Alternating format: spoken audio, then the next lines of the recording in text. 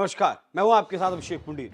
देश में लोकसभा चुनाव की हवा बदल चुकी है और मुद्दे अब हिंदू मुसलमान हो चुके हैं। इसी बीच अब बिहार से नरेंद्र मोदी पर लालू परिवार ने बड़ा हमला बोला है और पाटलिपुत्र से चुनाव लड़ रही मीसा भारती ने नरेंद्र मोदी को बूढ़ा पीएम घोषित कर दिया और अब कहा है कि अब जनता युवाओं को मौका दे। क्या कुछ है पूरा मामला, इस रिपोर्ट में देखिए।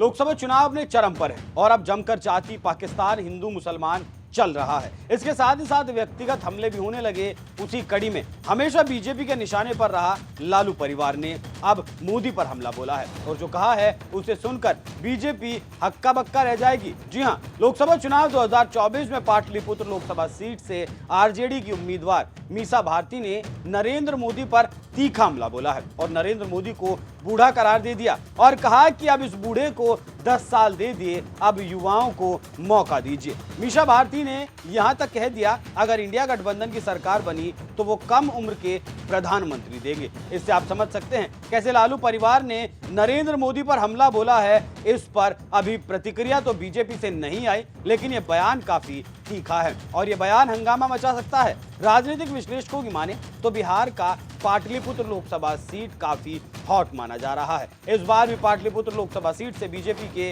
राम कृपाल की टक्कर मीसा भारती से होनी है। देखना होगा इस बार राम कृपाल जीतते हैं या लालू की बेटी बाजी मार ले जाती है, लेकिन माहौल तो गर्म है।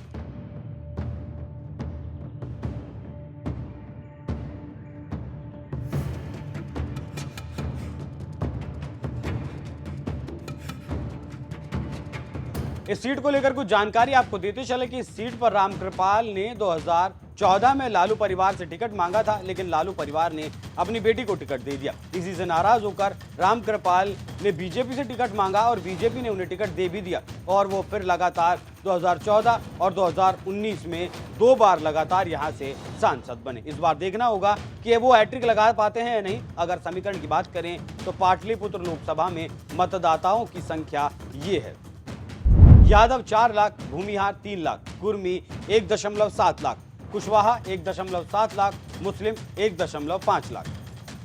तो आप समझ गए होंगे कि मतदाताओं का क्या है गणित। अब बताते हैं कि इस लोकसभा सीट पर विधानसभा के लिहाज से क्या कुछ समीकरण बनते रहे हैं और कौन किस पर भारी रहा है। दानापुर विधानसभा यादवों का गढ़ है। मनेर विधानसभा क्षेत्र भी यादव बाहुल्य क्षेत्र है। फुलवारी शरीफ मुस्लिम बाहुल्य विधानसभा क्षेत्र है। मसूड़ी विधानसभा क्षेत्र में कुर्मी और यादव बहुसंख्यक हैं। पालीगंज विधानसभा और विक्रम विधानसभा क्षेत्र भूमिहारों का क्षेत्र है। तो देखना होगा कि इस सीट पर क्या कुछ समीकरण अब साथ देते हैं और यादव किस तरफ जाते हैं। अगर इस बार आरजेडी हरा देती है बीजेपी को तो कमाल हो जाएगा। देखना होगा आगे मतदाता किसको आशीर्वाद देते हैं और कौन पाटलिपुत्र से राजा बनकर दौलताबाद पहुंचता है। ये देखना बेहद ही दिलचस्प होगा। वैसे इस पूरी खबर पर आपकी क्या कुछ राय है, कमेंट कर हमें जरूर बताएं। नमस्कार।